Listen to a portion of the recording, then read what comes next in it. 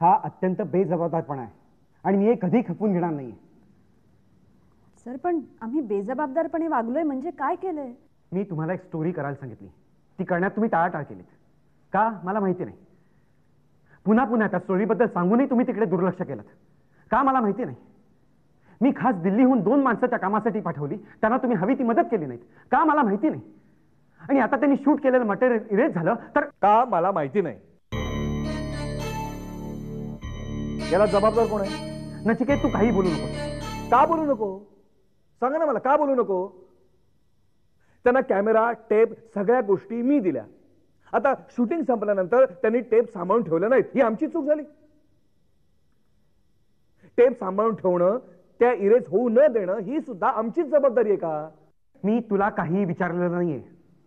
मी CEO म्हणून आकांक्षाला याची कारण विचारतोय. हो साहेबानू, तुम्ही आमका हायसर बोलावलास की त्याग आमच्या मॅडमना फायरिंग कसा करता ते बघू बोलावलास.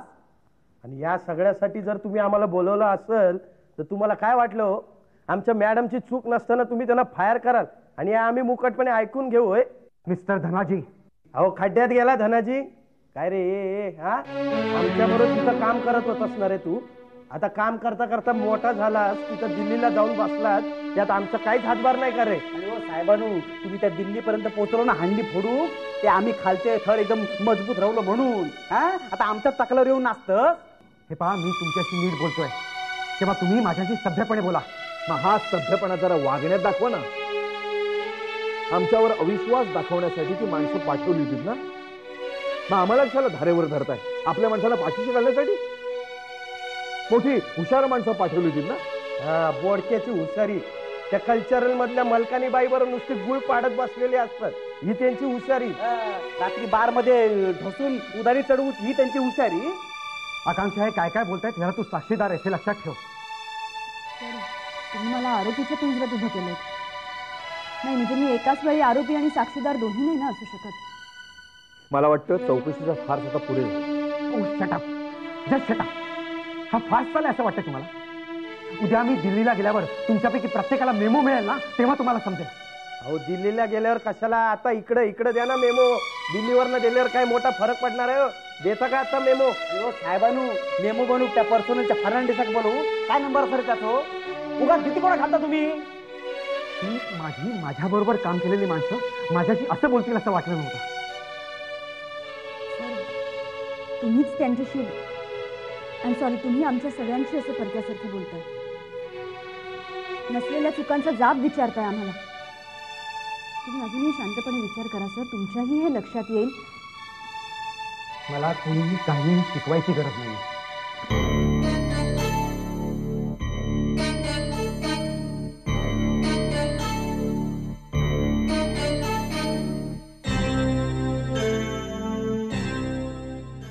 साहेबांनो, आम्ही केला ते बरोबर केला ना. आमका मेमो मिळता नाही ना. अहो बोला ना काहीतरी. का शांत राहताय तुम्ही? तसं काय असेल तर सांगा, आम्ही जाऊन त्यांची पाया पडतो. होय की नाही रे? मग बोल तरी. काय नाही जाऊ त्याला. बरोबर चला बरोबर.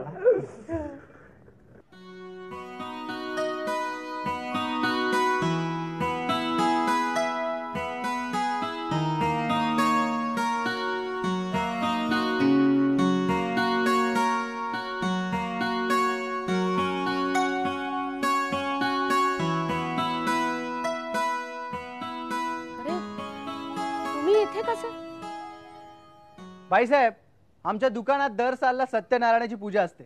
परवाच्या दिवशी आहे, यायचं बरं का? हो हो नक्की येईन, पण संध्याकाळी ऑफिस सुटल्यानंतर येईन. जसं म्हणाल तसं, पण नक्की यायचं. हो नक्की येईन. पण तुमचं दुकान कुठे आहे ते ड्रायव्हरला म्हणजे प्रवीणला माहित असेल ना? हो हो माहिती आहे. बाई, लय अंदाची बातमी आहे. काय हो? माझ्या लेकला पोरगा झालाय. हो का? अभिनंदन. अभिनंदन नाना, आजोबा झाला तुम्ही. घरला पेढे घेऊन या. हो पेढे आम्हालाही हवेत. निघू मॅडम. हो या. बाई 4 दिवस रजा मिळेल ना? हो मिळेल ना. नातवाला बघून येईन म्हणतो. हो बघून या नातवाला. 4 दिवस राहा मुलाकडे.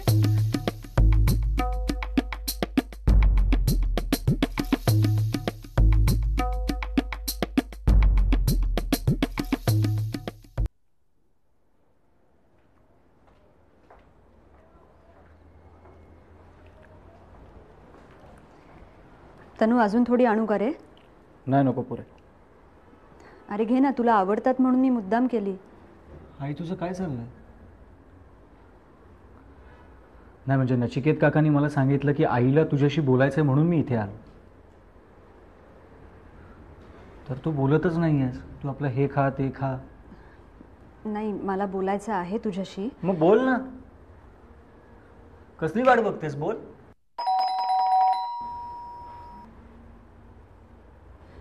मी बघते.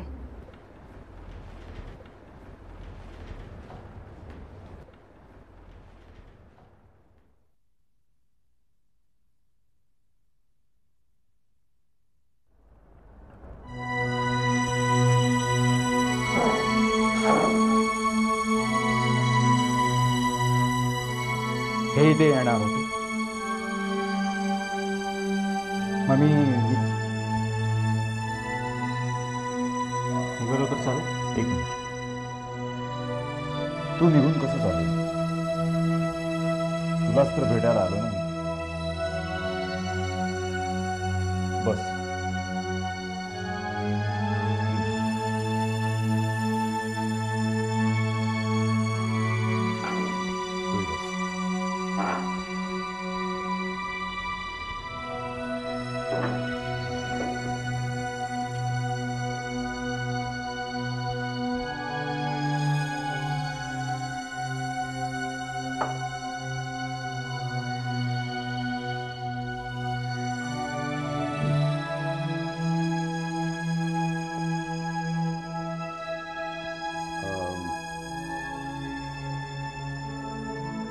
तन्वीर, माझ्याशी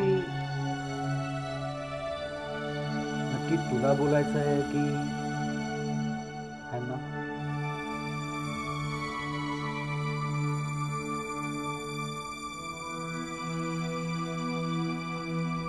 आम्हाला दोघांनाही. मग हे तुला मला आधी सांगायला काय झालं होतं? नचिकेत काकाला मध्ये आणायची काय गरज होती आई? काय ना तन्वीर, मला खात्री नव्हती अरे तू माझ्याशी बोलशील की नाही याची, म्हणून मी नचिकेतला तसं सांगितलं. अगं आई, पण मला तुझ्यापेक्षा नचिकेत काका जवळचा आहे किंवा मी त्याचं ऐकेन असं तुला वाटलंच कसं? हो म्हणजे तसं जर नसतं तर इतके दिवस आपलं घर सोडून त्याच्या घरी अगं पण राहायला जे नसतं. एक मिनिट. मला वाटतं आपण बोलणं महत्वाचं आहे. म्हणजे कुणाच्या बोलावण्यावरून किंवा सांगण्यावरून मी इथे आलो हे महत्वाचं नाही आहे. Is it right Tanveer?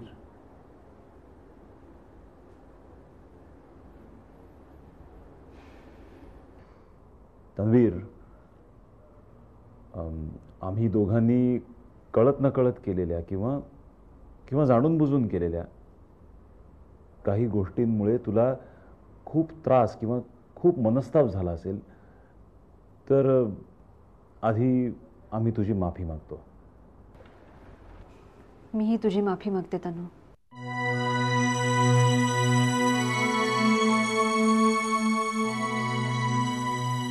अच्छा, म्हणजे माझ्याशी काय बोलायचं आणि कसं बोलायचं हे तुम्ही दोघांनी मिळून ठरवलं? अरे त्याशिवाय कसं बोलणार?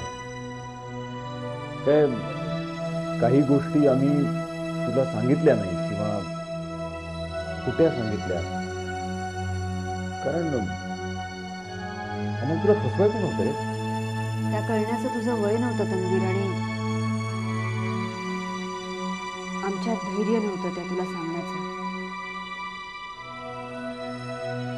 पण आम्ही आजपर्यंत केलेल्या चुकांची भरपाई करण्याचा निर्णय जर आता घेतलेला असला तर सर्वात आधी तुझी संमती. आधी तुम्ही काय ठरवलंय हे मला कळायला हवं, नंतर मग संमतीचं बघ. पण आधी काय ठरवलंय ते मला ऐकू दे. कसं आहे तन्वीर, हे तुला एक मान देण्याचं ठरवून किंवा तुला नाव देऊन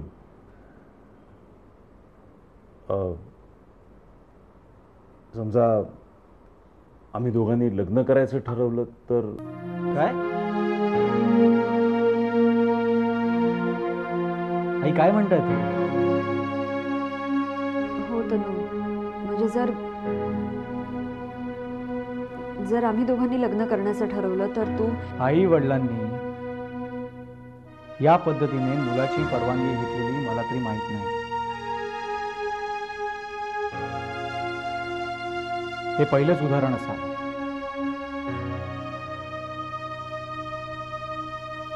आय एम सॉरी, पण मिस्टर वीरेंद्र शिरोडकर, तुमची बायको प्रीती आणि तुमचा मुलगा दर्शन जसे तुम्हाला बनवताय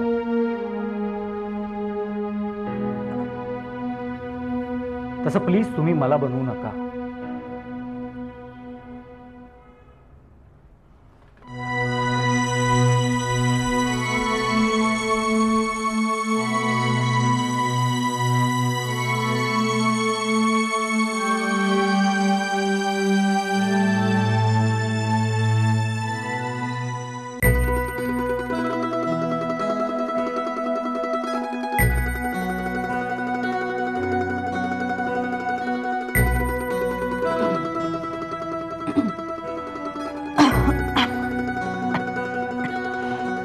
पाणी देते तुला.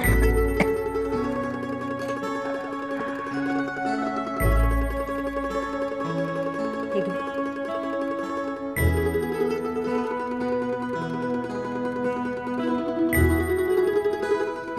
पुरे?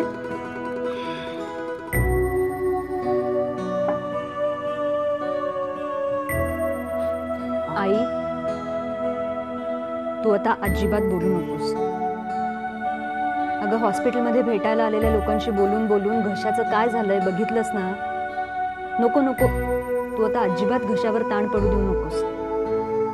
शांतपणे पडून राहा.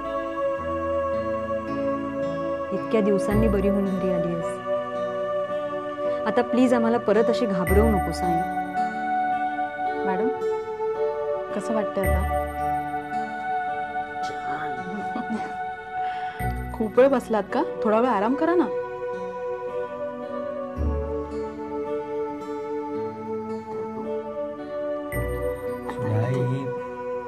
मी इथेच आहे, आपण बोलू नंतर. तू आराम कर. पडतेस का जरा आता तनू?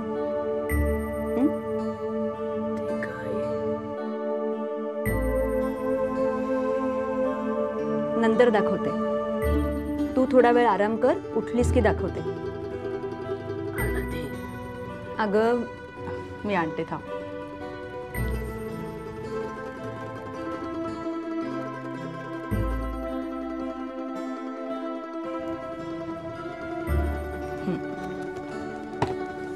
हे घे. नाही, तूच उघड. बघ ना. तनू जरा मदत करते आईला.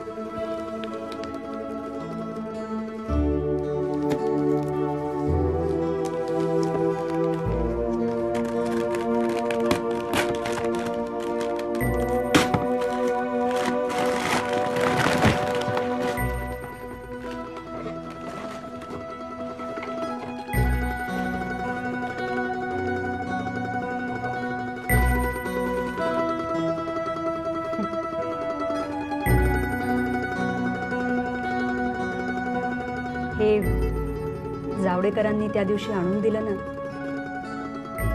तेव्हापासून आम्ही असंच ठेवलं होतं, बंदच.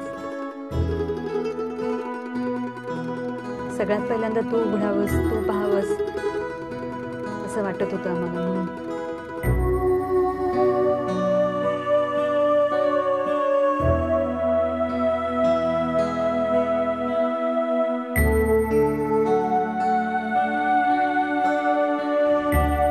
अभिनंदन.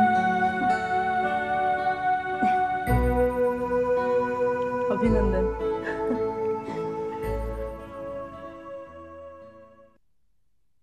म्हणजे तनू अजूनही इथे नाही राहत.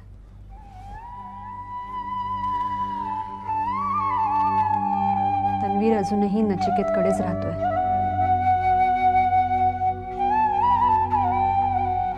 त्याच्या मनातला माझ्याबद्दलचा राग अजूनही गेलेला नाहीये.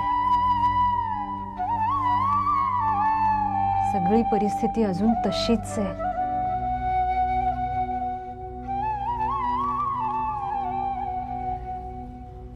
तुला भेटायला तो हॉस्पिटलमध्ये येत होता ना, तेव्हा मला वाटलं जरा तरी निवळलं असेल. आता काही नाही.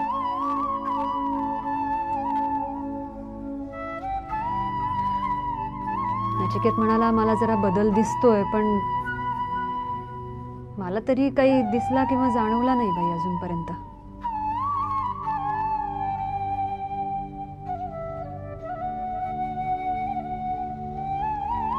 नाही, मी प्रयत्न सोडणार नाही. मी प्रयत्न सोडणार नाही.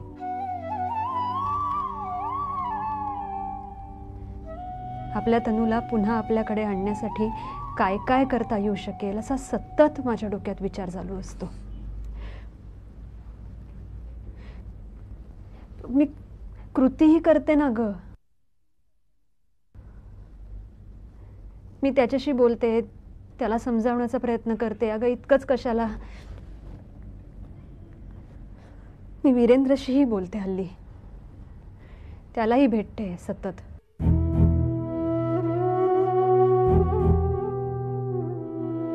आई सध्याच्या परिस्थितीत मी आणि वीरेंद्रनी लग्न करून जर हा प्रश्न सुटणार असेल तर मी तेही करायला तयार आहे.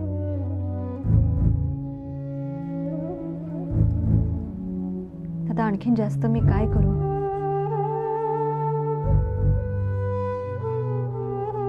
मी वीरेंद्रशी बोलले याबद्दल, त्याच्या बायको मुलांबद्दल.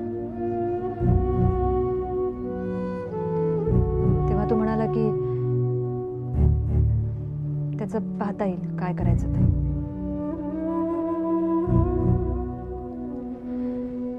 बघू, काहीतरी मार्ग निघावा अशी आशा आहे. तनुशी बोलले मी याबद्दल. अर्थात त्याने ते सगळं उडवूनच लावलं, पण तनूला परत आणण्यासाठी त्याची संमती असली तर आज या वयातही लग्न करण्याचा माझा निर्णय ठाम आहे.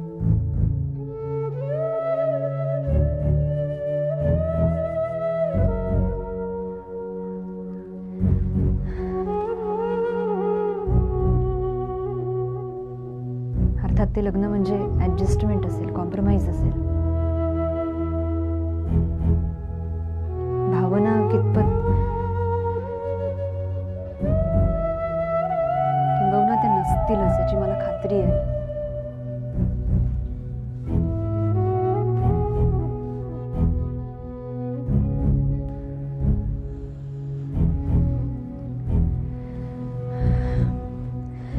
चल, मला निघायला हवं. सुनंदा मावशी म्हणाली आहे येते असं. मी तिच्याकडे घराची एक स्पेअर चावी देऊन ठेवली आहे. येऊ मी? तू नीट राहशील? लवकर येते.